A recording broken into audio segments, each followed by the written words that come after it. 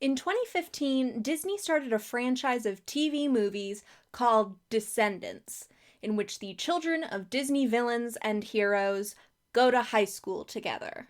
And I think about Descendants every day. It sounds ridiculous when I say it out loud. What are you gonna do? Fans of this channel will remember that my first video was about Descendants. If you haven't watched that video, don't. I'm kidding. But it is very baby's first YouTube video. Descendants takes place in a kingdom called Auradon. That's enough of that. The audio is bad, I'm clearly uncomfortable being on camera, and there's one glaring factual error, which we'll get to later. Whatever, I've made my peace with it now. Your first YouTube video probably isn't going to be good in the same way your middle school artwork isn't going to be good. It's experience, you're learning. But there was a point in time where I was considering scrapping that video entirely. I had been very slowly working on it over the course of several months, and when I finished it and uploaded it onto YouTube, it was immediately copyright claimed. And copyright claimed in a way that I had never heard of before.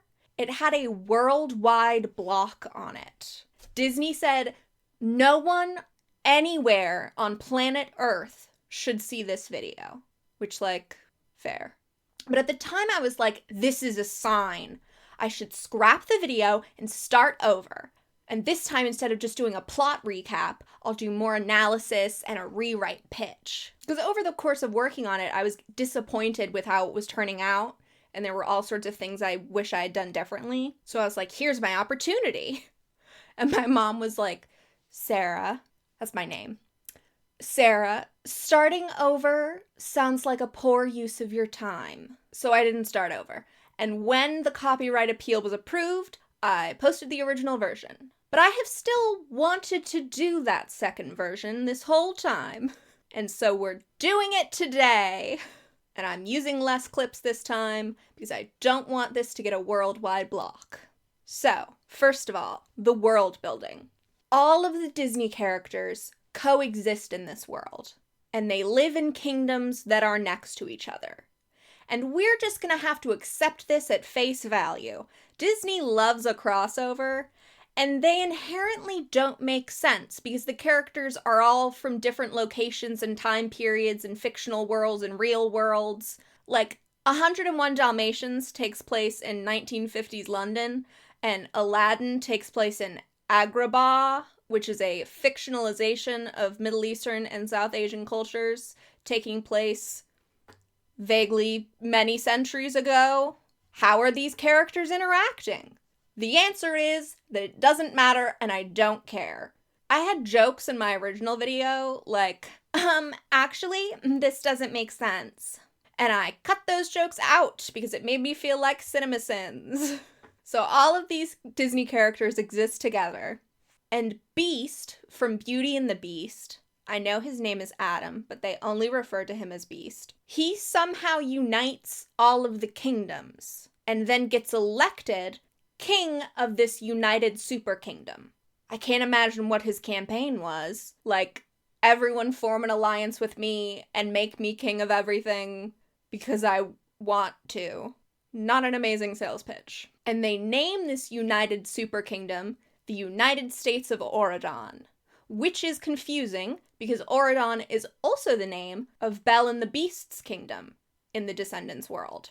The individual kingdom of Auradon is referred to in a lot of Descendants materials as Central Auradon or Auradon City, kind of like it's the capital. All of the kingdoms have made-up names for the purposes of these movies. I think because they don't want to mention any locations that aren't fictional. Like, here's Belle and the Beast. They're from France. Like, where is that geographically located relative to Agrabah? So everything is made fictional. So Beast made an alliance and then named it after his country and is now super extra king. And the other thing Beast did is he rounded up all the villains and sidekicks and trapped them on an island called the Isle of the Lost. The Isle has a magical barrier around it that prevents them from leaving and prevents them from using magic or Wi-Fi. According to one of the Descendants books, Auradon sends their garbage to the Isle, and all of the dead villains were resurrected to be put on the Isle. And so by the start of the movie, the Isle has existed for 20 years, and there is a generation of kids that have been born there who have lived on the Isle their whole lives, unable to leave and with restricted resources. Which I think we all can agree is inhumane and unjustifiable. So, many thoughts. First of all, from an Auradon perspective, why would you bring all the villains back and put them in a prison that you now have to devote resources to? Like, I feel like it would be much easier to not do that. The book says that they wanted to punish the villains more than death, so they brought them back to suffer a life without magic. Obviously, the real reason the villains needed to be alive is so that they could have children, and those children could star in the Descendants movies. But it makes all of the Disney heroes seem very spiteful that they're cool with resurrecting people for the express purpose of making them suffer. Like, all of the characters in Auradon know that there are tons of kids on the Isle, and are presumably cool with it, because no one's done anything. Actually, I'm worried that was Beast's campaign. Like, make me king of everything and I'll trap everyone you don't like on an island. If I was writing Descendants, I would have it be the villains all come back to life because of some unexplained magical thing. Like, uh-oh, Mickey's sorcerer hat came alive and brought all the villains back. And then the heroes panicked and used magic to trap them on an isle. That way it wasn't an intentional and malicious decision on the hero's part. Also, what about the villains who are non-magical? Because I would assume they could just go in a normal prison, right? They don't have to be contained and prevented from using magic. That's not a punishment to them. They never had magic. And I would assume that any of the villains who were still alive before they made the Isle were in some sort of prison. Like, Lady Tremaine was just a normal, alive woman. Did everyone get transferred to the Isle? Does Auradon not have normal prisons anymore? Did they just send every criminal to the magic prison island?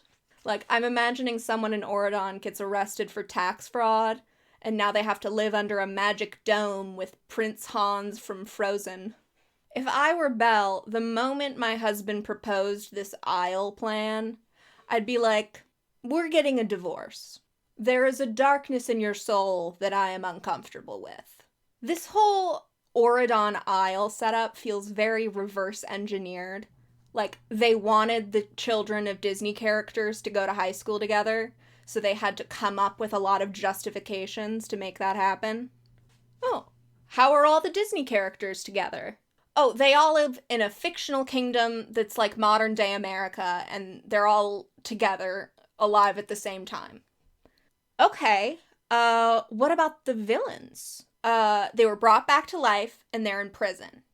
Then how are they having children? Oh no, not like a prison with cells. It's like an island prison. They're just like roaming around loose in there. So how come they haven't escaped? Force field? Yeah, alright. So that's what we get from the opening narration. There's a super kingdom ruled by the beast, and he made a villain island. Yes, I said the opening narration. We're like 30 seconds into the movie. I have a lot of thoughts about Disney's Descendants. So let's discuss the main characters. The first character I want to talk about is Ben. He is Belle and the Beast's son, and he's going to be crowned King of the United States of Auradon, even though he is 16. And as his first proclamation, he's going to bring over 4 kids from the Isle of the Lost, because he thinks it's wrong that they've been stuck on the Isle their whole lives without ever having a chance at a normal life. His first proclamation is undermining what I can only assume was his dad's biggest piece of legislation other than unifying the kingdoms thing. And Ben and the Beast butt heads over this in the first scene. Beast thinks all the villain kids are probably evil, and he doesn't want them to come over to Auradon. But Ben does it anyway, and then they never seem to talk about it again. The characters usually talk about the Isle like it's some sort of act of God, like the Isle kids are victims of a natural disaster or something, not an intentional decision by Ben's dad. Our main characters from the Isle never express that they're upset with Ben's dad for making the Isle. The Beast is never like, oh, I was wrong to do that thing. It's just as though that's the way of the world. Which I know that's because they didn't want to make the correlation between the Isle is bad and the Beast made the Isle.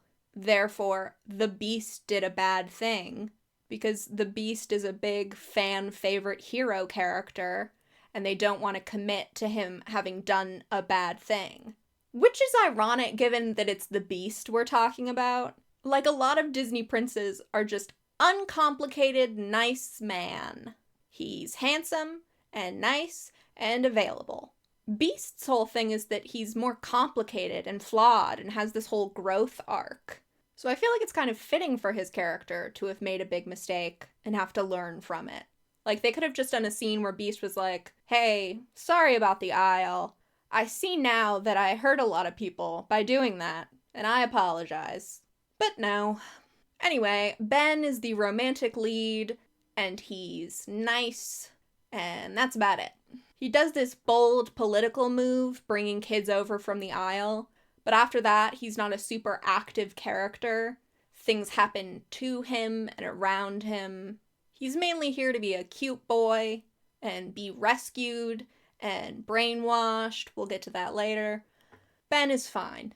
Anyway, so Ben is bringing 4 kids over from the Isle, and those 4 kids are our other main characters. So the first one is Mal, daughter of Maleficent, and she's our main protagonist. All of the names are based off the parents' names, so like Mal, Maleficent. I think it's to help the correlation between the kids and their parents for the audience who is mostly children. Mal is snarky and rebellious, and she does graffiti. A lot of the conflict in the series comes from Mal making some sort of bad decision. I'd say her 2 biggest flaws are that she's selfish. She does a lot of things and doesn't think about how it will affect her friends or anyone else. And she's also insecure. And a lot of her choices are motivated by wanting to make people like her or feeling like she doesn't fit in. These flaws make her seem sort of immature, but I think that makes sense because these movies are aimed at children, and children are famously immature. A lot of kids' content is about learning basic social emotional lessons, decision making, handling conflict, apologizing, sharing, jealousy, friendship, lying, that kind of stuff. So I feel like a lot of characters in kids' media make mistakes and handle things poorly so that by the end they can learn a lesson. It makes me think of my other interest, the Tinkerbell movies. In all those movies, Tinkerbell is causing problems for herself and others. But that's the whole point. Now, in practice, I'd say the Descendants movies don't do a great job portraying Mal and her many mistakes. Though admittedly, I am a little bit biased towards Mal because I really like Mal's actress. I think Dove Cameron has really good comedic timing and she's very charismatic. So even though Mal is annoying, Dove Cameron as Mal is still fun to watch. So I like Mal a lot more than other main characters in children's media who cause problems all the time. Next we have Evie, who's the daughter of the evil queen. She's a girly girl and a seamstress. She's much nicer and more level-headed than Mal.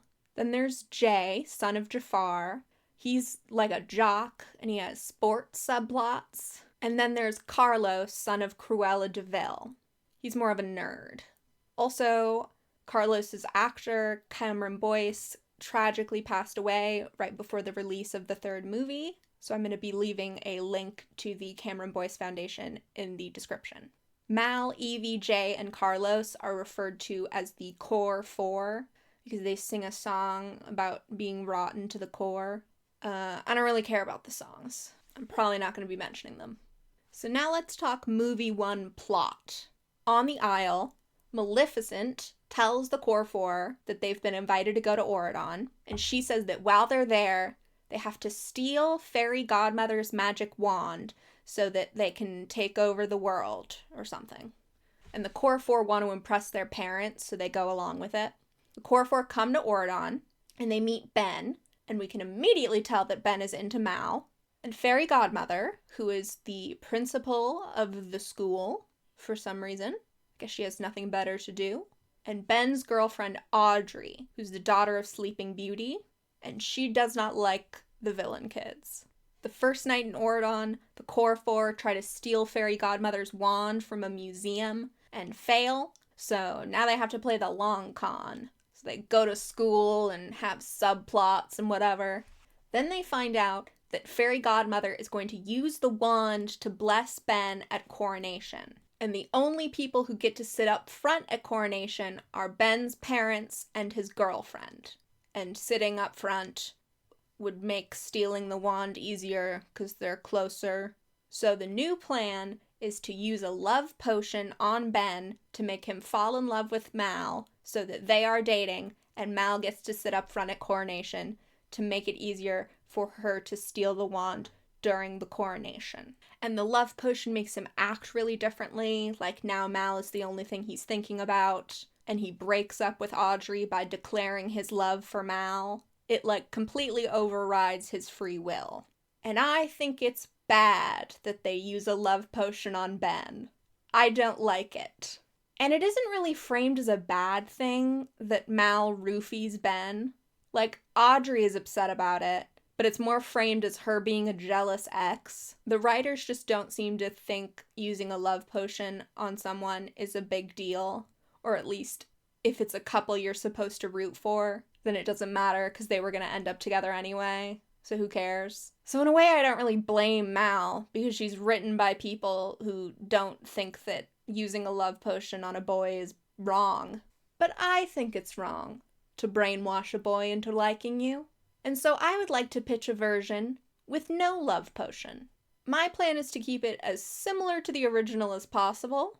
So the beginning is the same. The Core Four come to Auradon with instructions to steal the wand. Now, in the original, everyone in Auradon is discouraged from using magic, but it's not against any rules or laws or anything. The language they use about it is always very weak. It's we don't really use magic anymore. But Mal uses magic all the time, and everyone knows that she's doing it, and she's never in trouble for it. They didn't want to commit to magic being not allowed, so it's in this nebulous state of being discouraged and frowned upon, but actually not a big deal at all. In my version, magic is forbidden in Auradon, because it's too dangerous. Then also, the magic mechanics are very vague. Sometimes it seems like an inherent ability, some people have magic and some people don't. Sometimes it seems like anyone can use magic if they have a magical item. So I'm going to say that only some people can do magic, but everyone can do magic with a magical artifact. Like how some people can do math in their heads, but everyone can use a calculator. The best analogy I could come up with. So when the Core Four come over to Auradon in a limo over a magical bridge, I want Mal and Evie to be amazed feeling magic for the first time. Because there's no magic under the barrier. So now they're in this limo and Mal's hands are glowing or something. And the boys are both what is happening? Then when they meet Fairy Godmother, I've written some dialogue. I got kind of carried away. Mal says, "Fairy Godmother? Like the magic wand? Bippity boppity boo?" And Fairy Godmother's "Oh, well, that was a long time ago. The wand's in the museum now. The last time I used it was to create the barrier 20 years ago. Don't you guys use magic all the time?" "No, don't you know? Magic is forbidden in Auradon. It's too dangerous." And then Audrey pops in, except she's gonna use the wand at Benny Boo's coronation. She's gonna bless him like the good fairies blessed my mom. Then the standard Mal, Audrey bickering. Then there's still the failed museum heist. And Carlos has his subplot about overcoming his fear of dogs. Cruella had told him that dogs were vicious pack animals and they would eat him. And then Ben introduces Carlos to a dog, and now he likes dogs. Jay has his sports subplot, which is a game called Tourney that I care about not at all. Though I will say about Jay that they set up this stealing thing with him, where, like, on the aisle, he steals things for his dad to then resell in his shop. And then their first night in Auradon, Jay steals some things, and then that's never mentioned again. My theory is they were trying to parallel Aladdin, but they kept cutting it down until now it doesn't make any sense. So I'd say drop that, because it doesn't go anywhere. Or maybe have a scene like Carlos and Ben, where, like, Ben catches Jay stealing something, and then they have a conversation about how stealing is wrong. Just, like, do something with it, you know? Then in the original, Evie has a subplot about dating a prince named Chad Charming. The evil queen had told Evie her whole life that marrying a prince was the most important thing. So when she meets this prince, she's like, this is my focus now. And I think this subplot is overly complicated. Like, Chad is leading her on, and she's doing his homework for him, but also she's cheating with her mom's magic mirror, and he knows she's cheating. So later in the movie, he reports her for cheating, but then this nerdy guy, Doug, who's the son of Dopey, helps her, convinces the teacher to let her make it up or something. And she does well without cheating because she's actually very smart, and the cheating was just a separate thing. I would say take out the cheating. She's just smart. And Chad doesn't like that. He's like, oh, I didn't realize you were into books. I don't like that kind of stuff. So she stops studying and is failing the class, and then she has to get an A on the next test, or she won't pass. So she asks Doug to study with her, and she gets an A. I feel like that's simpler and more straightforward. Maybe that's why they didn't do it. They were like, this is kind of cliche and boring. Let's make it more complicated. But complicated does not mean better. Now for the main plot. In the original, Mal tries to manipulate the fairy godmother's daughter, Jane, into getting the wand for her. Jane is kind of awkward and not popular, and she wishes she had cool hair like Mal. So Mal uses her magic to give Jane a magic hair makeover. And she's like, your mom's wand could make you really beautiful.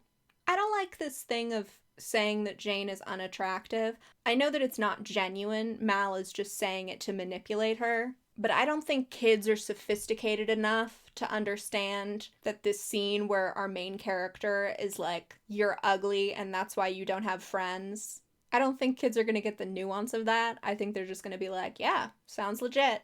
Better incorporate that into my worldview. Bullying is such a hard thing to portray in kids' movies. I know that this isn't technically bullying, but it's the same sentiment. And I feel like it's a very fine line to portray a type of bullying that kids aren't going to internalize or try to emulate. And I think it's made even worse by the fact that it's Mal, our main character and protagonist, doing it. It's not like a stock bully character. It's not like Audrey is calling Jane ugly. Though I admit I do like this scene, because I do like that Mal is kind of terrible, and this whole manipulative conversation is kind of funny. Because it's like kind of crazy to me that they allowed a main character in a Disney Channel movie to do that. Anyway, so then word gets around that Mal does magical hair makeovers, and she starts doing them for people. Like Mulan's daughter Lonnie is like, I know you're evil or whatever, but can you do mine? I'll pay you. Now in my version, magic is against the rules, so I can't have Mal just going around giving people magic hair makeovers. So in my version, I'm going to replace it with Evie is making clothes for people, because she's a seamstress. So the scene with Mal and Jane would be, oh, I wish I looked like you have such cool clothes. And Mal's like, oh, Evie makes all my clothes. She could make you something if you want, but I think you'd really be popular if your mom gave you the old bippity-boppity-boo.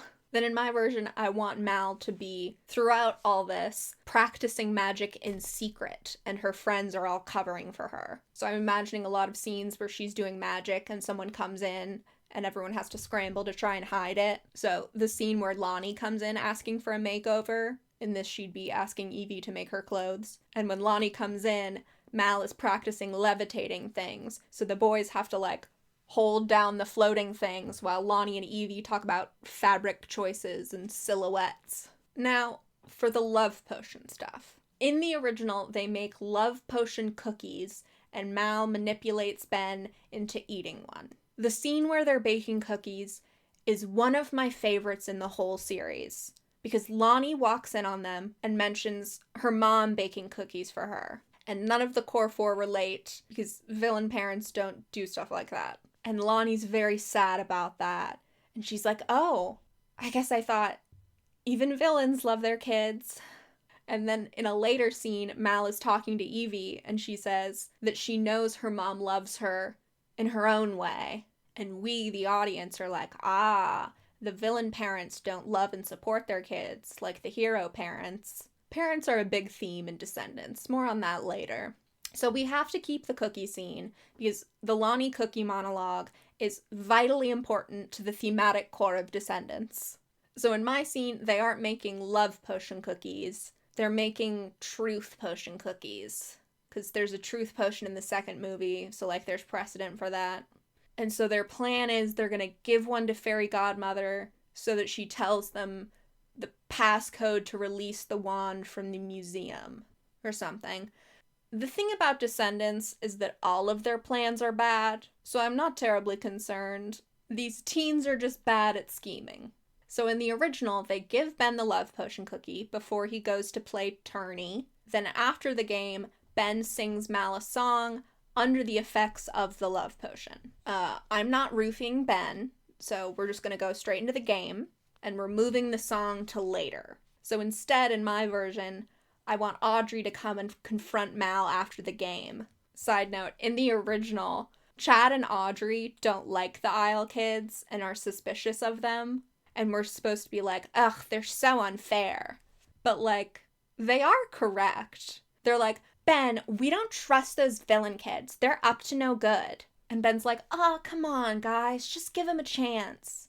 Meanwhile, the villain kids are in the other room coming up with mediocre plans to steal the wand. And then Mal uses magic to steal Audrey's boyfriend. So, like, I get it. In my scene, Audrey comes up to Mal, like, hey, lost girl, stay away from my boyfriend. Mal's like, what? Audrey's like, I see the way you look at him. You like him, but he's mine, so back off. Besides, he'd never date a villain like you. Pretty soon, he'll come to his senses, and you'll all be back on the Isle like you belong. But then, Ben is behind her. And he's like, hey, she hasn't done anything wrong. You shouldn't be mean to them just because of who their parents are. If that's what you think, then maybe I don't want to be your boyfriend. Then he apologizes to Mal and ends up asking her on a date. I'm sorry she said that. She was just trying to hurt your feelings. She was right, though. We don't belong in Auradon. Mal, of course you belong here. But everyone will just always see us as villains. I mean, she's right. Who would want to date a villain? I would. So then Ben and Mal go on their date. In the original, it's at an enchanted lake, and the magic from the lake water washes off the effects of the love potion. So from that point, Ben is just pretending that he doesn't know about the love potion and is still dating her, which I think is the reason for the love potion plot. It's almost like a fake dating plot, because Mal is pretending to date Ben in order to get the wand, and Ben is pretending to be under the love potion, and they're both actually falling for each other. And from Mal's perspective, it's very low pressure. She doesn't have to be nervous about dating this cute boy because she thinks he's already completely obsessed with her. I think part of the point of Descendants is it's a little girl's wish fulfillment fantasy. Like, you have purple hair and magic powers, and everyone thinks you're super cool, and you get to be wooed by this cute romantic boy who's totally into you. Well, in mine, we're not doing that, so it's just a cute date. And Mal's all conflicted about liking Ben and wanting to stay in Auradon, but wanting to make her mom happy. Then, in the original, there's an event called Family Day. This school is a boarding school, so this is a day where everyone's family comes to visit. And at first it goes great, and Mal meets Ben's parents, and she seems cool with them, despite the whole Isle thing. But then Audrey's grandma So, Sleeping Beauty, Aurora, her mother, meets Mal and realizes who she is and is very mad that the villain kids are in Auradon because of what Maleficent did to Aurora. And then it turns into a confrontation with Chad about how the core four are all bad people, and now everyone's against them. So in mine, they're planning to give the truth cookie to Fairy Godmother at Family Day. Like they had tried to give it to her earlier and it didn't work. And they have the cookie, but then Ben accidentally eats it. Like Mal sets it down on the snack table and Ben goes to eat it. And Mal's like, ugh.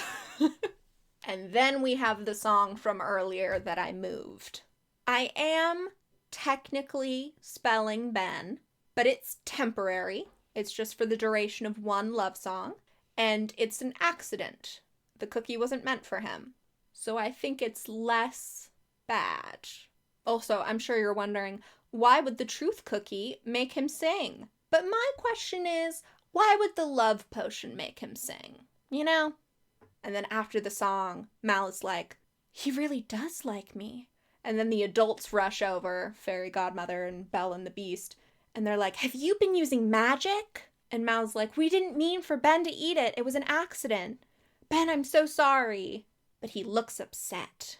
And Fairy Godmother's like, it doesn't matter who it was for. Magic is forbidden in Auradon. So now they're whatever the boarding school equivalent of grounded is. And as they're walking away from Family Day, Audrey's like, they really are going to send you back to the Isle? Okay, so now my version of the coronation. The core four are moping around because they're boarding school equivalent of grounded, and they can't go to coronation. And then they decide that they have nothing to lose, so they're just going to use magic to sneak into coronation. Evie's like, well, I did already make our outfits, so it would be a shame if nobody saw them. And Jay asks, are we still going to try and steal the wand? And Mal's like, I haven't decided. She's conflicted. She's emotional. And they use magic to leave the school and go to coronation. And it's all callbacks to magic Mal was practicing earlier. Like they levitate out of a window or something. They sneak into coronation and they're hiding in the back. And in the original, Mal and Ben ride over together in a carriage, and she gives him a magic cupcake to reverse the effects of the love potion. And that's when we get the reveal that he's known since the lake date. So you've just been faking it since then? I haven't been faking anything. That's an iconic moment, and I'm sorry that I'm cutting it. Then in the original, when Ben is being crowned, Jane steals the wand, and she's going to use it to make herself beautiful. Again, don't love that. And somehow the wand, punctures a hole in the barrier of the Isle. Don't know why that would happen. And Mal runs over and takes the wand from Jane. And now she has the wand, which is what she's wanted this whole time, because she wants her mother to be proud of her. But she's conflicted because she likes Auradon, and she likes Ben. And Ben tells her that the villain kids can choose to be good. And so the core four choose good and decide that they're going to stay in Auradon. But it's too late. Maleficent comes over from the Isle, and she and Mal fight, and Maleficent turns into a dragon that looks not great. This movie had a TV budget. And Mal shrinks the dragon into a lizard with the power of love and friendship. We're keeping all of that. Then in my version, Ben and Mal have a moment at the end where she's like, I'm sorry about what happened. Are you going to make us go back to the Isle? Ben's like, I meant what I said. You guys belong in Auradon. And do you still feel the way that you felt about me? Just take my word for it this time. And then, in an ideal world, he'd kiss her. But I feel like Disney's weird about kissing. Like, they don't kiss in the first Descendants movie. I'm pretty sure Troy and Gabriella don't kiss until the third High School Musical movie. So I don't know. It's my movie. I say they kiss. That's movie 1. See what I'm going for? Still cheesy, still silly, just no drugging a prince. I like the first movie. It feels very cozy. Like, it's mostly messing around at school and using magic. The stakes feel very low. Now movie 2. In the original, Mal is struggling with being the king's girlfriend. It's a lot of pressure, and she's fantasizing about what life was like back on the Isle, because she was more in control. and she's using magic to get things done and then pretending that she isn't doing that. Again, magic isn't against the rules or anything, she's just trying to fit in by not using it. And also her friends think that she and Ben are going to get engaged at some point, and that freaks her out about the future. So that's where her head is at. Then she goes on a date with Ben, and she uses magic to prepare everything, but he finds her spell book at the bottom of the picnic basket and realizes she's been using magic for everything. And she tries to use magic on him to make him forget what just happened. This scene is wild to me. She has love potioned him once, and he forgave her for that. He was like, oh, you had a crush and you were scared. I get it, it's cool that you drugged me. But now she's spelling him again? Is this like a regular thing? That's just her immediate response to anything going wrong, is to use magic on her boyfriend.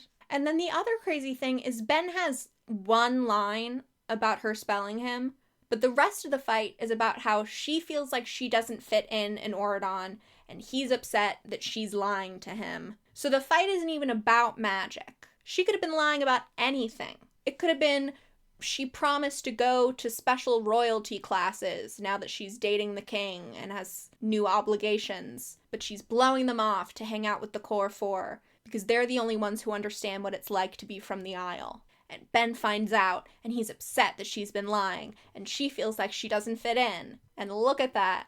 You can do conflict without using magic on Ben. And that's not even what I'm proposing for this scene. That was just a freebie. In my version, the conflict is much more straightforward about magic.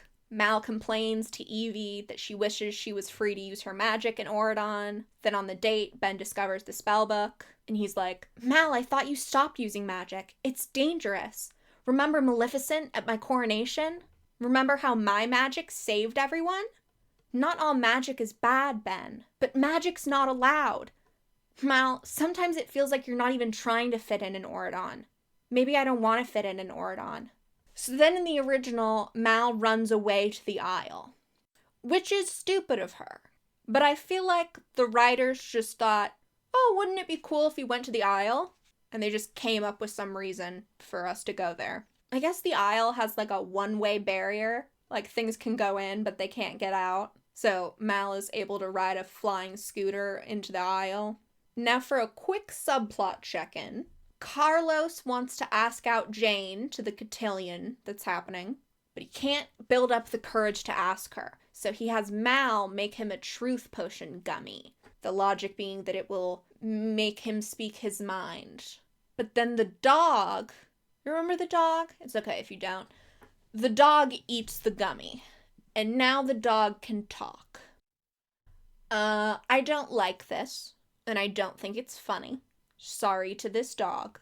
I think instead Carlos should have Mal make him like a magic promposal amulet. Like some object where you activate it and then it does like magic fireworks and says, will you go to cotillion with me? So he doesn't have to ask her, he can just like activate this magic thing. I'm going somewhere with that. Listen, it's not any worse of a plan than the truth gummy. Later in the original, Carlos is able to ask out Jane after he gets a pep talk from the talking dog. I'm changing that to a pep talk from his friends, because why would I care about Carlos bonding with a talking dog? Oh, and also Chad keeps coming into Carlos's room to use Carlos's 3D printer because Carlos has modded it and it works a lot better than the standard 3D printer. Then there's a sport subplot between Jay and Lonnie. We're doing a different sport this movie. This time it's fencing. Someone pointed out in the comments of my last Descendants video that they could be doing sport seasons, like tourneys for part of the year, and on the off season they do fencing. Very sweet of you to explain sports to me. I'll take your word for it. Lonnie wants to join the fencing team, but she isn't allowed because she's a girl. And Chad is being very rude about it. And Lonnie says another one of my favorite lines. If my mother thought that way, she would have lost the war. Which I cut this from my original video because it felt CinemaSins-y. But like, what war? Lonnie, the war that Mulan fought against the Huns during the Northern Wei dynasty in China. That war. Anyway, they find a loophole that Lonnie can be, like, team captain. So, problem solved. Back to the main plot. A lot of the plot of this movie I think is fine. I think just the initial conflict is kind of dumb. So a lot of this I'm going to keep the same to the original. So in the original, the Core 4 has a rival gang back on the Isle, and they are a pirate crew, even though there is a barrier around the Isle, and their ship can't actually go anywhere. They're pirates in spirit. So we meet 3 pirate characters. The first one is Uma, daughter of Ursula. Uma is the captain of this pirate crew, because all of the powerful characters in this series are women. #girlboss. And she's angry that Mal and her crew got to go to Auradon, but everyone else has been forgotten on the Isle. Which, can I say? Fair. Ben said, we're gonna start with 4 kids, and then he fell in love with one of them and promptly forgot to bring over anyone else. And we also find out that Uma was rejected from being in Mal's gang when they were kids.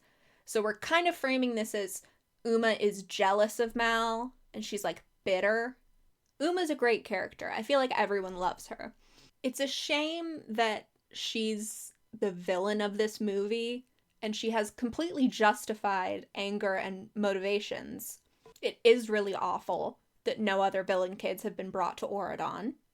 For no reason at all, I'm going to read a quote from the Wikipedia page for the angry black woman trope. Because her passion and righteous indignation is often misread as irrational anger, this image can be used to silence and shame black women who dare to challenge social inequalities, complain about their circumstances, or demand fair treatment. Just putting that out there. Then there's Harry, the son of Captain Hook. I'm sure a lot of kids watched this movie and developed their first fictional crush. He's this very specific genre of alternatively styled, edgy, dramatic man. I don't like any genre of man, so I don't really get it, but I'm a man-liking ally. And finally there's Gil, who's the son of Gaston. He's nice and not very smart, kind of a himbo. So those are the pirates. Now Mal is on the Isle, and she goes to a salon that is run by Cinderella's evil stepfamily, the Tremaines. And she gets a makeover from Dizzy, who is the daughter of Drizella. She's very sweet and bubbly, almost an audience insert character. Like, she's a kid who the main characters are friends with. Anyway, then Harry comes into the salon to get the pirates' cut of the salon's money, because it's in the pirates' territory, because the Isle is like gang and turf war inspired. And Harry sees Mal in the salon, and they have a standoff. I find this scene crazy to watch, because Mal and Harry's actors were dating in real life, so this scene has a tension that it probably shouldn't. Like, the two of them are toxic exes. So now the pirates know that Mal is here, which is bad. Meanwhile, back in Auradon, Ben is regretting that he didn't empathize with Mal's problems and made her upset, and he wants to go to the Isle to beg her to come back. And Evie says he can't go alone, so her and the boys are going to come with him. 3 out of 4 of the Core 4 plus Ben come to the Isle. Ben tries to convince Mal to come back with them, and she says no. Also, I don't know where they are for this conversation. I guess Mal has a hideout in an industrial building. The conversation is Ben wants Mal back, and Mal feels like she doesn't belong in Auradon. I want this conversation to be more about magic. Magic is a part of me. When I came to Auradon and felt magic for the first time, it changed my life. I can't just live where there's magic and not use it. Mal, magic is against the rules. It was against the rules for me to come to Auradon, but you changed that, and it worked out pretty well for us up until now. Mal, I love you. Please just come back and we can figure this all out. You say you love me, but you don't love my magic. That's the problem. Then in the original, Ben is captured by pirates. It is fun that Ben is always being rescued, like it's a damsel in distress subversion. I will say, this is the problem with having a 16-year-old king who's pretty passive and trusting. Things keep happening to him that seem pretty bad for the security of Auradon as a nation. Like, imagine if a world leader kept being brainwashed, kidnapped, cursed, a dragon attacks at King Charles's coronation. Like, can someone get Ben a security detail, please? Then in the original, Mal has to go negotiate with Uma. They arm wrestle, and Mal loses. So Uma wants the fairy godmother's wand in exchange for Ben so she can free everyone on the Isle. And the Core Four come up with another one of their patented bad plans. They're going to 3D print a fake wand and give that to Uma and run away really fast and use smoke bombs as a distraction. So Carlos and Jay go back to Auradon to 3D print a wand, and Lonnie figures out what's happening. So she tells the boys she's gonna tell on them unless they let her come along to the Isle. Meanwhile, Evie and Mal go get chemicals from the salon to make smoke bombs. And Dizzy and Evie are very close. They're both like fashionistas. And Dizzy's sad that she's not an Auradon, but she doesn't hold it against anyone, and she's just happy that Mal and Evie get to live their dreams. She's like selfless to the point of it being weird. And I feel like this is contrasting against Uma. Like, Dizzy is wistful about Auradon, but not angry about the whole thing. Meanwhile, Uma is bitter and vengeful. Ugh. Anyway, speaking of Uma, she and Ben are having a conversation while he's being held for ransom. She's like, "It's bad that you haven't brought any more kids over." And he's like, "Oh man, I didn't think of that." Ben's certainly not the brightest bulb in Auradon, which does make you think maybe he shouldn't be king of everything, or at least maybe not until his frontal lobe has developed. But he's very apologetic to Uma, and he invites her to come back with him to Auradon so she can help them bring more kids over, which is a nice gesture. Uma is a leader and arguably much more qualified than Ben is to deal with something like this, but it does a little bit feel like Uma's saying, "You've done a bad job," and Ben's like, "Oh man, can you do it for me?" Also, unrelated, but I feel like Uma and Ben have really good chemistry. The Descendants has what I think of as a CW cast, where like everyone's attractive and has good chemistry, and you can kind of just pair anyone up with each other. Anyway, so then the rescue team comes, and they have the fake wand, but Uma wants proof the wand is real before she trades for it. And in the original, the talking dog has tagged along on this rescue mission, and he can still talk on the Isle. And so Mal, like, waves the wand at him and pretends that the wand is making him able to talk. This raises some questions about magic. Like, magic doesn't work on the Isle. But maybe if something is already magic before it comes to the Isle, it stays that way. Like, the Isle just prevents new magic from happening. Like, we see Ursula's tentacles, so presumably Ursula is still a magical sea creature. She just can't cast spells anymore. So I guess a truth enchantment on a dog is something that still works under the barrier. Fine. Well, in my version, there is no talking dog, but Carlos still has his promposal amulet, or whatever I called it.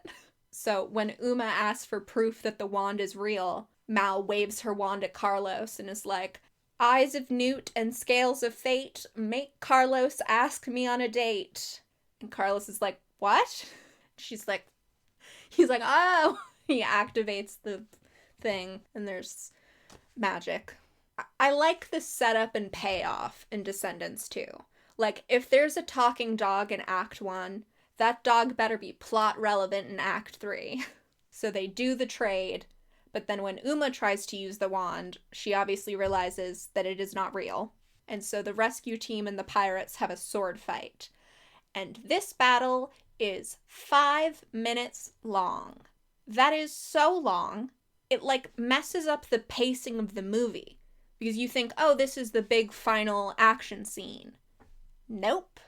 Still more movie after this. So I want to cut it to be like a minute long. Then in the original, the rescue team goes back to Auradon and it's time for Cotillion, which is on a boat. Mal is still conflicted about whether she belongs in Auradon and whether Ben understands her, but she goes to Cotillion anyway in an ugly dress. And then Ben comes out, but he brought Uma, and they're together. She apparently swam through the barrier as it was closing and then used a love spell on Ben. Very Ursula and Prince Eric. But then it's revealed that Ben has commissioned a stained glass portrait of Mal looking very Isle inspired. And this shows that Ben understands her. And now Mal is back on board with Ben. And she realizes that Ben is under a love spell, so she gives him true love's kiss. And then Uma transforms into a sea monster, and Mal transforms into a dragon, and they fight. And then Uma decides to swim away. So for my version, Uma's not going to be a surprise. We're going to see her follow the main characters through the barrier and then jump into the ocean. Then at Cotillion, Ben is not love potioned, and Uma isn't here yet. I feel like Uma using a love potion works because Mal did it, so it's like a parallel. They both bewitch kings when they're feeling desperate. Though when Mal does it, it's fine and she's forgiven immediately. But when Uma does it, everyone at Cotillion is like shocked and horrified. There's some real drugging the king double standards. So since Mal doesn't use a love potion in mine, obviously I don't think Uma should either. So Ben is in his normal state, and he makes a big proclamation that magic is allowed in Auradon now. And Mal is shocked and happy, and Ben understands her, and they kiss. And then Uma pops up out of the water as a sea monster. And she's like, does that mean I get to use magic too? And Mal's like, how did you get here? And Uma's like, I followed you through the barrier. If you guys aren't going to bring the kids off the Isle, I'm going to do it myself. And Ben's like, wait, don't go off and try and do that on your own. Stay here and be part of the solution. And you can tell Uma's considering it. She's thinking about it. But then Mal is like, Uma? Part of the solution? Not a chance. Because Ben is now sympathetic to Uma and her cause, but Mal still hates her. So Uma gets angry, and Mal and Uma have their Pokemon battle, and Uma swims away. Then in the original, Mal turns back into a human, and her dress transforms, and her and Ben kiss. And Evie's like, I think we should bring more kids from the Isle. I want Ben to have a line like, Uma was right. I need to do a better job taking care of the Isle. And Mal's like, ugh, never say Uma's right. The second movie is interesting because it's like, hey, remember the Isle? The first movie seemed so unconcerned with the Isle outside of the Core Four's parents. The second movie also pretty much drops the parent theme, I think because those actors weren't going to come back for this movie, and they had a lot of other stuff they wanted to do in this movie. It makes the second movie feel older to me. The first one feels very kids afraid of their parents. So movie 3. Movie 3 is interesting. It's very cluttered and less focused. I think because it's the last movie, it's trying to wrap everything up. The first movie is about choosing to be good and your relationship with your family. The second movie is about how the Isle is unjust and Mal feels like she doesn't fit in Auradon. The third movie is trying to wrap up all of those things, which is many things. Some might say too many. So my goal is to simplify it a bit. So the movie starts out with the Core Four doing a lottery draw to pick who gets to come to Auradon next. It's going to be 4 more kids, one of whom is Dizzy, who we met in the last movie, and that movie ended with Dizzy getting a letter that she was going to come to Auradon. So we already knew about Dizzy. And then Celia, daughter of Dr. Facilier, and she's part of the plot. And Mr. Smee's twin sons, Squeaky and Squirmy. I don't know why it's only 4 kids at a time. I guess that's the only way you can bring kids over from the Isle, is 4 at a time. They're allegedly trying to bring more kids over. Have they done any, setup for that? Like, housing where the kid's gonna stay? Are they enrolled in schools? Can schools accommodate however many more kids? Do the kids have documentation of any kind? I don't know if the Isle is giving them, a birth certificate. Who's gonna be watching these kids if it's just the kids coming over and not the parents? These 4 kids are gonna be staying at Evie's house, so it feels like we haven't prepped any of this stuff. It feels very unprepared. Oh, the king's girlfriend's best friend has extra room so you could crash at her place, unsupervised children. I know this is a Disney Channel movie for children and kids don't care about bureaucracy, but I care. I'd say have Ben and Mal discuss, like in passing, like, oh, the new dorms for the Isle kids are ready. And then just don't specify a number of kids. Don't say 4. 4 is so low. Like, I'm sure they just didn't want to deal with more characters. So don't. Just focus on Dizzy and Celia. But when you're bringing the kids from the Isle, have like Dizzy and Celia travel back with the main characters, and then have a bus of background character kids come over too.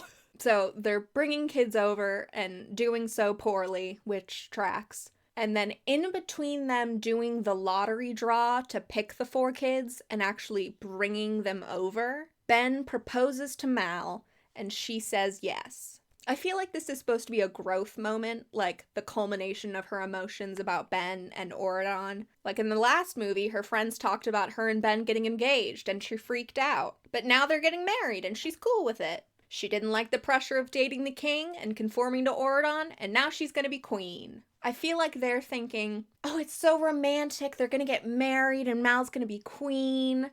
But I don't like this. First of all, they're too young. They're either still in high school or just graduated high school. And then, like, why would they get married, right?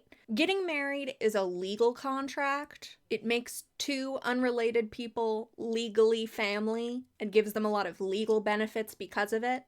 If your boyfriend is literally the king, I think you can circumvent a lot of those problems. I'm imagining Mal is like, I wish I could be on your health insurance plan. And Ben's like, you know what would solve that? No, he's king. They could do whatever they want. They don't need to be married. Like, Disney already gets criticism for having their characters get together too fast after not knowing each other that long. Like in Frozen, the line, you can't marry someone you just met. Oh, well, you can if it's true love. Sort of Disney doing a commentary on themselves, like, yes, we know. We're aware of the BuzzFeed articles. Leave us alone. And in Descendants, Ben and Mal have known each other, like, a year, maybe? And they got together because of a love potion.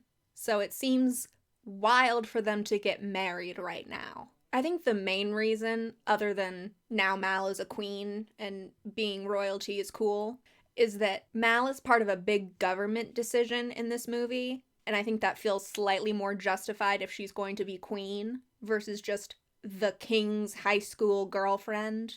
Oh, can my girlfriend make policy decisions? Versus, my wife is gonna do my job for me. Anyway, I'd love to cut this. My equivalent is going to be he gives her a royal title. Like, she's Duchess of the Isle of the Lost. So she still has more legitimacy. It's still a big gesture. And he says something to her like, and hopefully one day, you'll be Queen of Auradon too.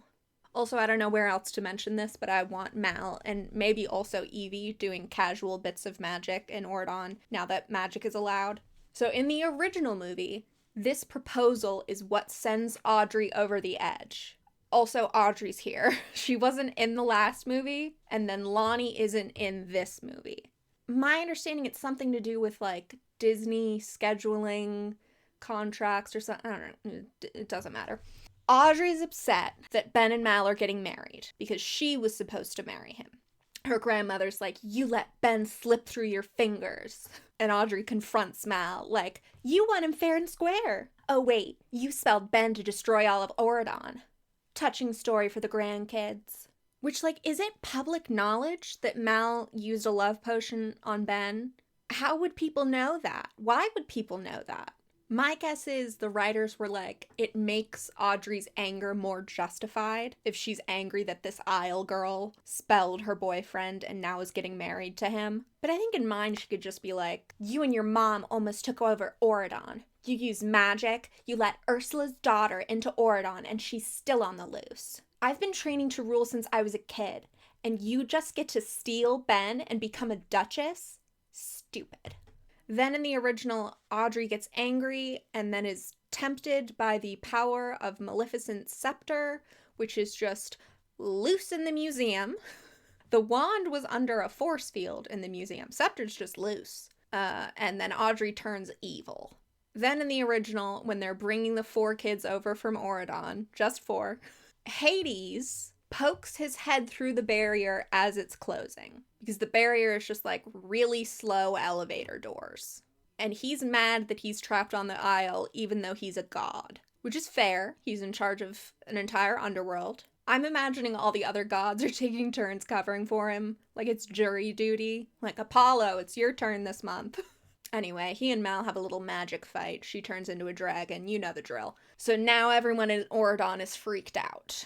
Then in the original, Mal, Ben, Ben's parents, and Fairy Godmother have a meeting about how to keep Auradon safe. Because of Hades and Uma on the loose, and also they found out that Maleficent's scepter was stolen. They don't know it was Audrey yet. And they ask Mal what they should do. She's just the king's fiancé, but okay.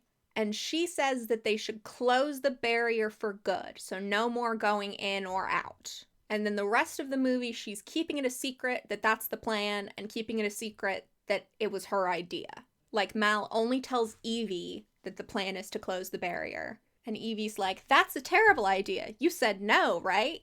And Mal's like, uh-huh. I think she's like overcompensating. Like now she's all in on Auradon. She's an Auradon girl now. And that's why she suggests this plan. But I don't think I need to explain to you that it's a bad plan. And it makes Mal look like a bad person. Like, running away to the Isle as a scared teenager is one thing. Condemning all kids to stay on the Isle as future queen is a very different thing. And then she's lying about it the whole movie, and there's this big falling out at the end. I hate this. I'm cutting it. This scene can just be like a meeting establishing the stakes. Like, uh-oh, there's problems. So later, our characters are at Evie's place, and they're getting ready to go to Jane's birthday party. But then, Audrey shows up at Evie's, and she's like, surprise, I'm evil now. And she turns Mal into an old hag. I don't know why that's the evil spell she went with. I think it's like when the enchantress made the beast's servants turn into furniture.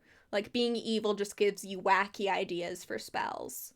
And then apparently the only thing that can reverse a spell from the scepter is Hades' ember. Hades has a magical rock that's super powerful, I guess. I think they were like, we're running out of cool magical items, just make something up. Because, like, I had a joke where I used Mickey's sorcerer's hat as, like, a funny magical item. The joke being, like, that's kind of lame. It would be funny if they used that. But how I came to that was I went on, like, the Disney wiki page, and there's a section of magical items, and there's not a lot of good ones. I'm sure some of you are thinking Genie's lamp, but they already used that in the Descendants TV show. They wasted it. Whatever. We're trying to involve Hades in this movie, and so we need a reason to go to him. So they go to the Isle to get Hades' ember. And I think it's funny that Mal is like, the barrier's closed. No more going in and out. Except for me. And then when they go through the barrier, the curse on Mal that made her an old hag goes away. Because evil magic doesn't work on the Isle. I gave them the benefit of the doubt last movie when the talking dog could still talk on the Isle. I was like, oh, maybe the Isle doesn't erase enchantments that were performed in Auradon. Now it feels like they're just making up magic rules. Anyway, Celia is also here because she has the key to Hades' lair because she runs errands for him. So they go pick up the key from Dr. Facilier's arcade.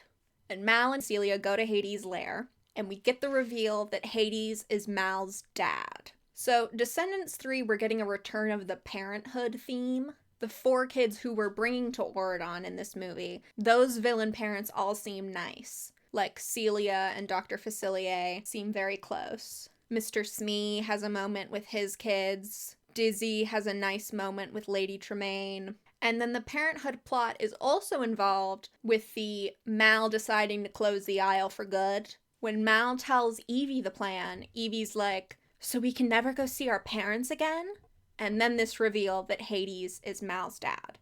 I thought that Descendants 1 was taking the position that you can find people in your life who care about you who aren't your family. And it definitely seems like what they were going for when this series started was that the villain parents were neglectful and selfish at best and abusive at worst. And then Descendants 2 was like, the core four don't miss their parents and they don't miss the Isle and they're doing way better. Well, except for Mal, but that's kind of a her problem. And it feels like Descendants 3 is hoping you forgot all that.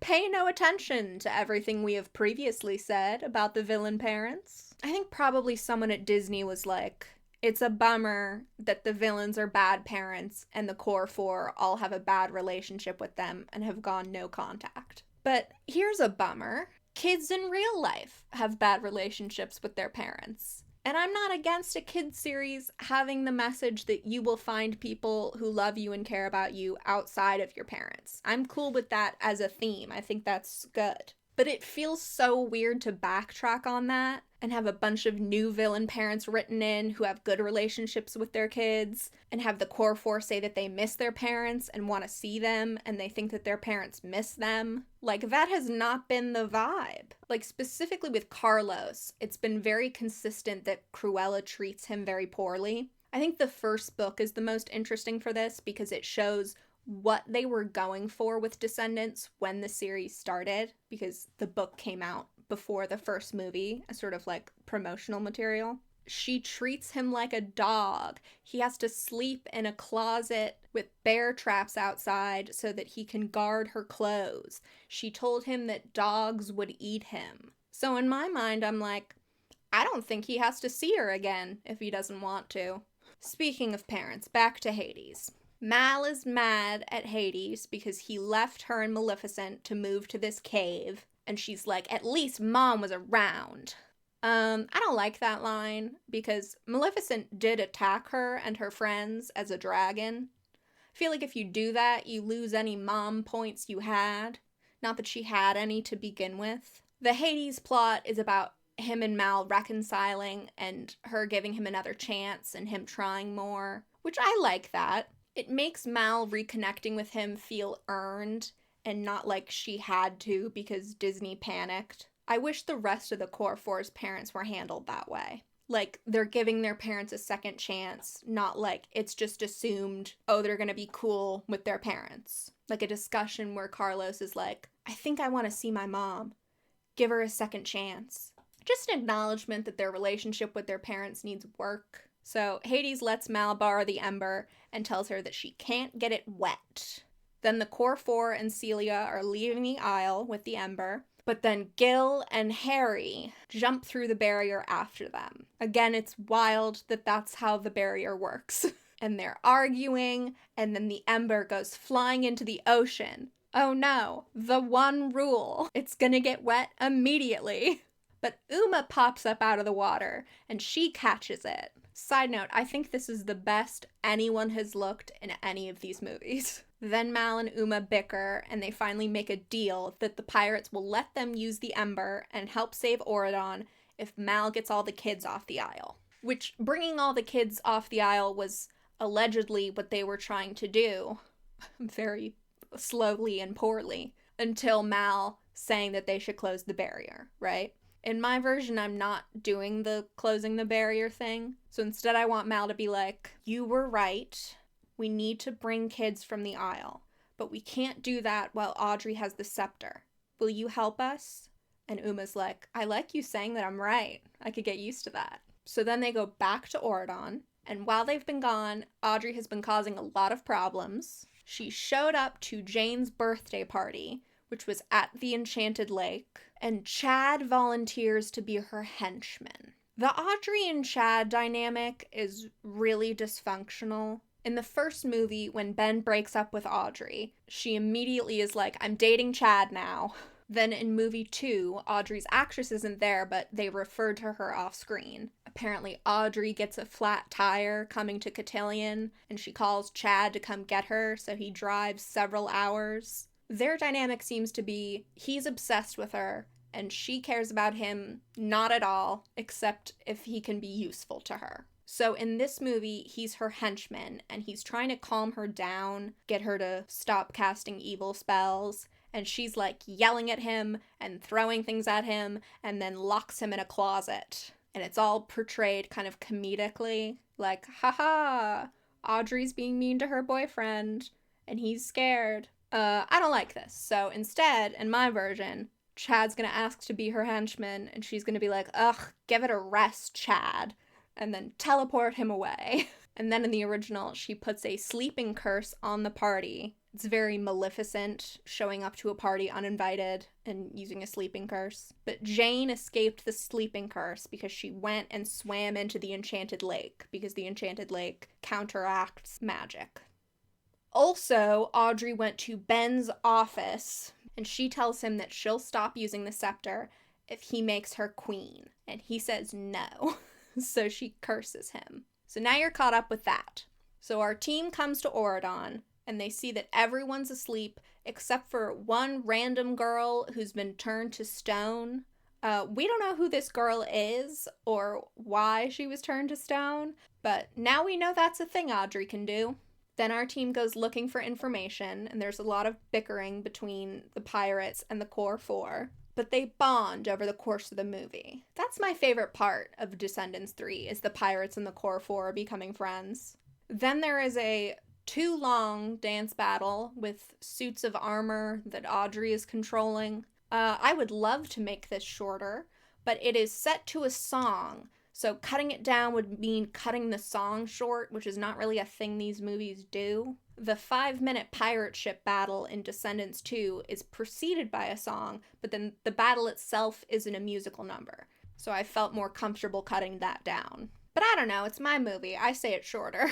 Anyway, they win, and they figure out that Audrey is at the fairies' cottage, Flora, Fauna, and Merryweather. So the girls go back to Evie's place, and the boys go look for Ben, and they're going to meet up at Evie's place. In the original, the boys go looking for Ben in the woods, and they find him. He was turned into a beast by Audrey. And then Jane comes in, and she's filled a water gun with water from the enchanted lake. So she uses that on Ben and gets him mostly back to normal. I have something else planned for Ben, so they're not going to find him in the woods. I feel like the point of this scene, other than finding Ben, is the boys bonding and facing an obstacle together. So in mine, they're going to find Chad wandering the woods, and he's been cursed into a beast. I don't know. It's not as good as the beast's son being turned into a beast, but whatever. And then Jane transforms him back to normal. And he says something like, hey, have you seen Audrey? I think she's evil now. And the boys and Jane are like, we're working on it. Meanwhile, at Evie's, the kids and Doug are under the sleeping curse. Doug is Evie's boyfriend. He was in the first movie. Have I mentioned that? She has a clothing business now, and he's very supportive and enamored with his girl boss girlfriend. And Evie wants to try and wake him up with true love's kiss, but they haven't said I love you to each other yet. But she doesn't, and it works. Hooray. Then Audrey uses magic to attack Evie's place. But Uma and Mal use their combined powers with Hades' Ember and Ursula's shell necklace to, fight back. So now we know that they can cast magic together. Then the boys and Jane arrive at Evie's, and in my version they're like, we couldn't find Ben, and Mal's all worried. And Chad's like, but they found me. And Doug is like, great. Because Doug was the one in the first movie who warned Evie that Chad was a jerk. At this point, I'm referencing things from the other movies that weren't important at the time but are relevant now. I hope this video isn't, horrendously confusing. Anyway, in the original, they send Jane, Doug, and Gil to go find Fairy Godmother. But she's been turned to stone, so then they just, sit there with her. The point is to get the B team out of the way for the third act, because they're the less important characters, and we already have a lot going on. But just sitting with Fairy Godmother is stupid. So in my version, Jane, Doug, Gil, and Chad, because he's here, are tasked with staying at Evie's place and looking through her and Mal's spell books to see if they can find any magic that could help. This is very much me in a crisis. What can I read about this problem? Look in some spell books, Mama. Let's research. Then everyone else goes to the cottage to find Audrey. And in the original, Audrey isn't there, and Chad has been locked in a closet, and they free him and he runs off. And then Ben says to Uma and Mal, "It's cool that you guys are friends now. You'll have to tell me how that happened." And Uma's like, "Oh, Mal promised to get all the kids off the aisle." And then Mal's like, "Guys, I lied about that." Which, like, why would you tell them now? So now everyone's mad at her, and her friends feel betrayed, and the pirates leave, and Celia's angry, so she takes Hades' ember and drops it into a convenient bird bath, and then Audrey turns Evie, Carlos, Jay, and Ben into stone. I'm not having them close the barrier, so that conflict isn't happening. Instead, in my version, the core four, Harry and Uma, show up at Audrey's, and when they go inside, Audrey is sitting at the table, sipping hot chocolate, holding hands with Ben. And Mal is like, "Oh my god, Ben, we've been looking everywhere for you. Are you okay?" He's like, "Yeah, I'm doing great." "Why are you here with Audrey?" "Oh, she came to see me, and we had a talk about the future of Auradon and who's going to be queen. And I realized that she would make a great queen. You know, I didn't realize how much I missed her." "I lulled you into a false sense of security. You thought I wasn't gonna love potion, Ben. I lied." But in my version, the love potion is an expression of cartoonishly over-the-top evil, so. And then Audrey says something catty like, "I told you he didn't want to be with a villain. Come on, Ben." And as Audrey and Ben are leaving, she plucks Hades' ember from Mal's hand and drops it into her mug of hot chocolate. Listen, it's not any more stupid than a bird bath. So now Mal is devastated. And everyone gives Mal a pep talk, like, "You have to go after Audrey. Ben loves you. We have your back." And then in the original, Mal turns into a dragon, and her and Audrey fight. And even though Uma's mad at Mal, she helps reignite Hades' ember. And they win, and Audrey falls unconscious. Whatever. That's fine. Can you tell I don't care about the fight scenes? Every fight scene, I'm like, can we make it shorter? So Mal and her friends defeat Audrey, and the sleeping curses and the turn to stone curses are all reversed. And in the original, we see the B team with Fairy Godmother. In mine, the B team is still doing research, and I want to cut to them, and Jane is looking at a spell book, and she's like, "Guys!" But we don't know what she found yet. And then in my version, Mal gives Ben True Love's kiss, and the love spell is broken. She does some sort of speech, like she does in the second movie, when she's giving him True Love's kiss. Then in the original, Audrey is dying, and everyone's in the room with her. They don't say outright that she's dying, but that is the implication. And Mal's like, "The only person who can save Audrey now is Hades." And Ben's like, "He's not gonna do that for us." And Mal's like, "Well, he's my dad, so he'd do it for me. So we're sending a car to the Isle to get Hades." And then the pirates and Celia are like, "Well, if the barrier is closed forever, we'd rather be on the Isle with all of the people we know." Also, everyone immediately forgives Mal for the whole closing the barrier and lying about it thing. I'm not closing the barrier, so that doesn't happen. Then Hades comes and uses the ember to bring Audrey back. And he points out the double standard that all the villains got stuck on the Isle, but when a princess turns evil, she gets another chance. And in the original, Audrey apologizes, and Ben and Mal apologize to her. I want Audrey's apology to be more about her being prejudiced against the villains. Like, "I was so convinced I was good and you guys were bad. I didn't realize when it was the other way around. I'm sorry." Then Hades is brought back to the Isle, but before he leaves, he gives Mal the ember back. Then in the original, there's an engagement party for Ben and Mal, despite all of Auradon being under a curse the day before. And at this engagement party, Mal decides to bring down the barrier and connect the Isle to Auradon. Okay, so I believe in restorative justice, right? I don't think the magical prison is good. But some of these villains, I think, are still dangerous. Seems like a bad plan to just drop the barrier. Everyone is now free and has access to magic. We've done no planning whatsoever. I know Maleficent is a lizard still, so she's not a threat, but I have to imagine other villains have been plotting their revenge too. So in my version, it isn't an engagement party. It can just be like a everything's okay now party. And Jane runs up to Mal and shows her what she found in the spell book. And Mal's like, does this mean we can? And Jane's like, yeah, I think so. And then Mal gives a speech to everyone, like, we're bringing over kids from the Isle to give them a second chance. But everyone on the Isle deserves a chance. Like Celia's dad, and my dad, Hades. They both helped us save Auradon. So with this spell that prevents all evil magic, we can lower the barrier for good, and no evil magic will harm Auradon. I'm sure you're thinking two things. One, if they had this spell, why didn't they just use that instead of creating the Isle? But you're forgetting that the Isle was an intentional, malicious decision made to punish all these villains. The point was putting them in prison. And then I'm sure you're also thinking, if there's no evil magic, how will future Descendants movies have conflict?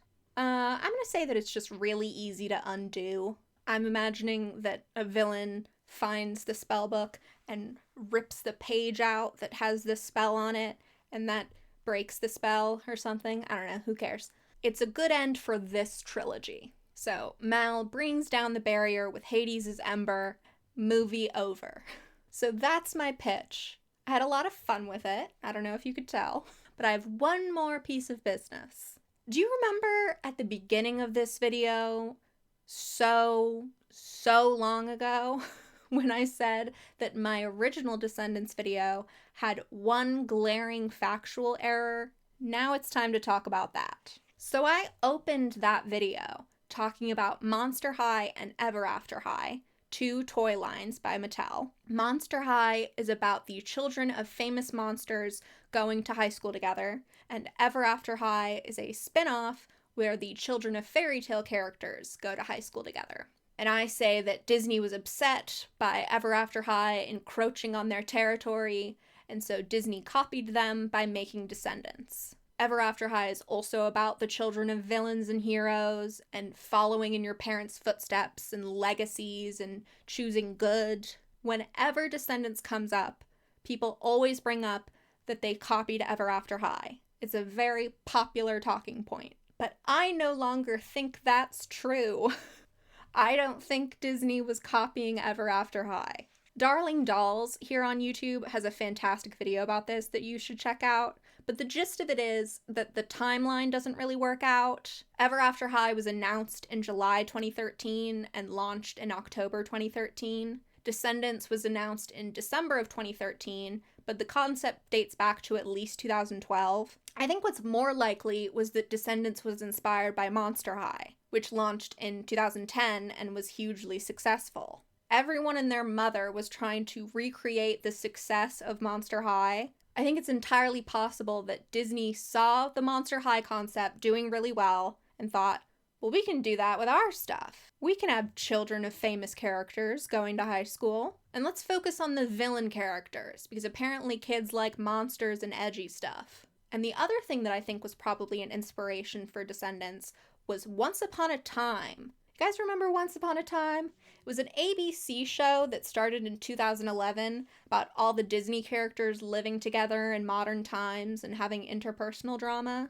It was also very successful. It ran for 7 seasons, and I think it was a big milestone in Disney realizing that people love reimaginings of Disney characters and imagining them all interacting. And I also think fairy tale stuff was just having a moment in the 2010s. If you want to compare Descendants to Ever After High, that's totally fine. They are very similar. But I think the narrative has turned into big bad Disney stealing from poor underdog Mattel, when I don't think that's what happened. Out of this whole video and all of my wacky ideas, I think this is the thing people are going to disagree with the most. Descendants is very interesting because I think it's a look at Disney as a company and how they view their brand and their characters. And I have many criticisms of the plot, but I think ultimately the plot doesn't matter.